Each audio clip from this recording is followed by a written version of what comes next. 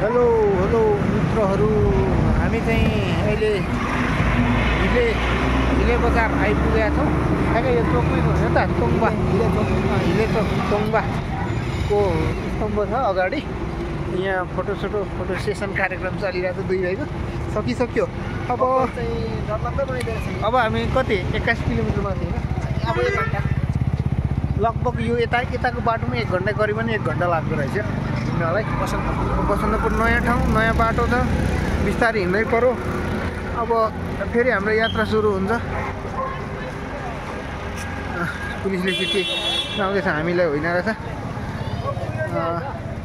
अब चाहिँ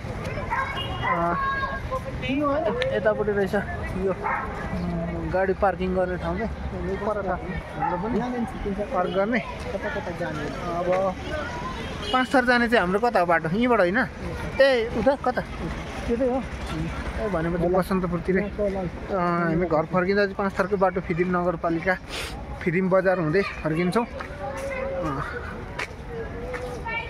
कता हो सर? सरले हाम्रो के लोकेसन सोध्दै हुनुहुन्छ होला, त्यस्तो लागिरहेको छ। अहिले चाहिँ हामी बस पार्कमा छौँ। हाम्रो गाडी चाहिँ यतापट्टि चाहिँ देखिराखेको छ। अब फेरि हामी जानुपर्ने चाहिँ यतापट्टि हो, यो साइड।